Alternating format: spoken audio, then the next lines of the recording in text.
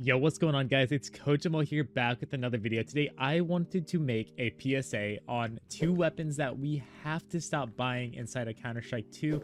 I'm going to go in depth today on why new players are doing this, why we should stop making these mistakes, and how it really is just hurting you and holding you back from being the best player possible. So I'm sorry that I'm going to break a few hearts today with telling you to stop buying these certain weapons, but someone has to do it and it has to be said. So I am going to take responsibility and make that happen. So without further ado, let's go ahead and get into it, guys. The first weapon that I need you to stop buying, and so many new players are doing this, is, guys, you have to stop buying the Pro 90, the P90. And yo, ignore those stickers. Ignore those stickers on there. Don't be looking at those. Don't look at those stickers. But this gun is so unbelievably garbage because of certain factors that make it suck. So you might be like, well, Kojo, I'm so good with it. The P90 has 50 bullets. You can run around, you know, spray people down. It's so sick. I can rush beyond dust 2 with it so well. And cool, the P90 is decent, right? It's not bad. I'm not arguing that it's a bad gun. I am arguing that it literally almost never makes sense to buy it outside of just pure psychological damage, which I totally get that aspect of it. But stop buying it and thinking that you are actually making a good decision. Now, let's break it down. Why is that? Well, guys, the most obvious reason with it is literally $2,350 on the dot.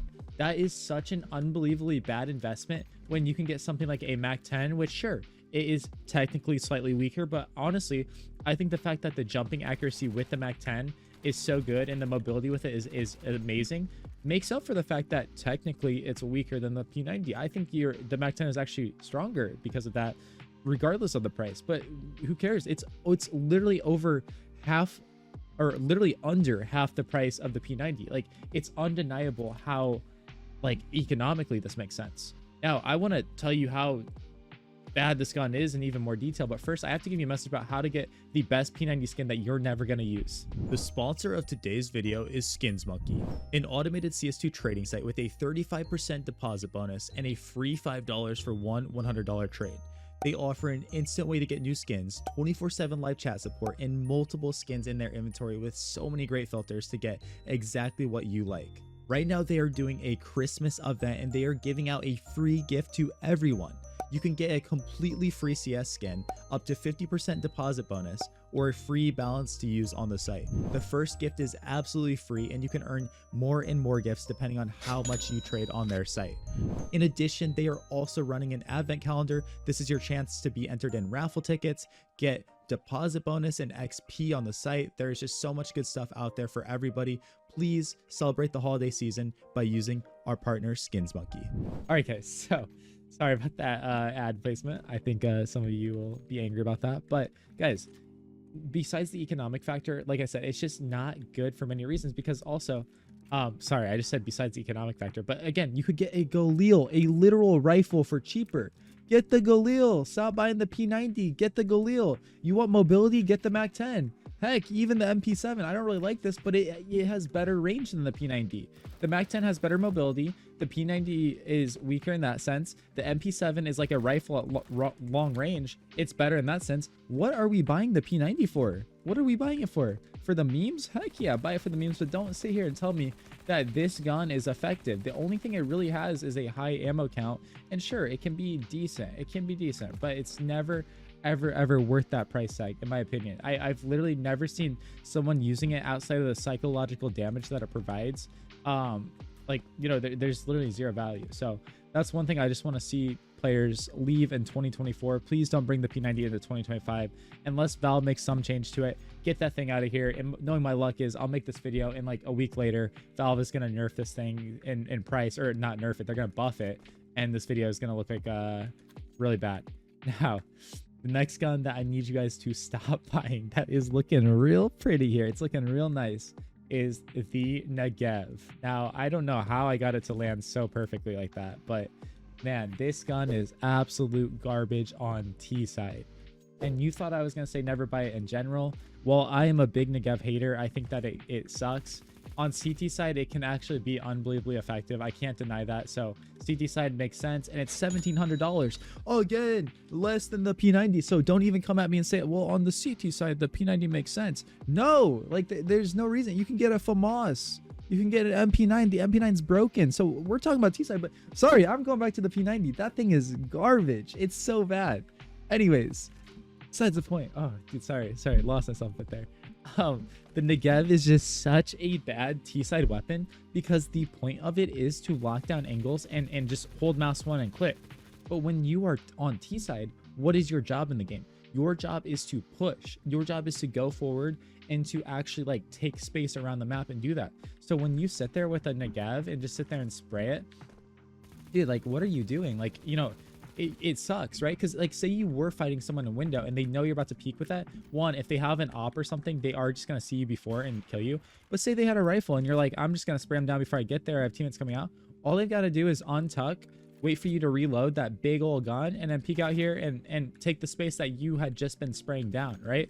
And sure, the comments are gonna be like, well, in my face at level 3 pug, it's actually the best gun in the game. Guys, you could make that argument for anything. I use the freaking PP-Bizon in my Premiere and face it games when I'm just trolling. Of course, there's always a psychological aspect to using bad guns, but never. There is literally zero reason to ever get this gun on T side, and I would love to see someone dying on that hill in the comments seriously about that, because that is just like unreal. Like, it's very, very rare to ever see that. And I guess I'll continue this theme. This was supposed to be 2 guns, but guys, we're going to 3 guns now that are useless. Is the PP-Bizon. Now, I didn't throw this video in right away because the fact that it is so obvious that this is a psychologically damaging weapon makes it actually very valuable. If you are just better than the opponents and better than the other team, yeah, bro, get the PP-Bizon. You know, it's gonna destroy their mental and make them so scared and like think that they just suck at the game, that some guys running around with the PP-Bizon destroying them. But if you are arguing that there isn't actually a value behind the PP-Bizon, you're capping so hard. I get there's 64 bullets, but just get good at the game and get good at using a MAC-10, and understanding 30 bullets is way more than you need. It's more than enough, and the fact that the MAC-10 is just so good at the price means the PP-Bizon is completely valueless. Now, if the PP-Bizon was maybe the cheapest SMG in the game, I could be like, fair enough. It's a budget option. You might have to buy it if you need something. And can we talk about this, Valve? Why is this gun still $1,400? What is the actual purpose? It's literally a BB gun. It's a BB-Bizon. That's what it is, bro. It's not the double P, it's the double B. It's just so pointless. Why? The MAC-10 is honestly so good. It's broken. You can run a gun, jump around with it, and this gun costs less than a PP-Bizon. So, I mean, guys, if you want a gun that you should be using, I've already brought this thing up like multiple times. I guess like that thing's just valuable. Not to mention on CT side, obviously the MP9 is unbelievably broken too. That gun is so strong. It's so valuable. You should never really be using the PP-Bizon. Like, someone please leave a comment down below and explain to me, outside of psychological damage, why that gun would be useful compared to the other options you have. So I guess this video is full of 2 SMGs, and obviously the Negev on T side is just never buy these guys. Never.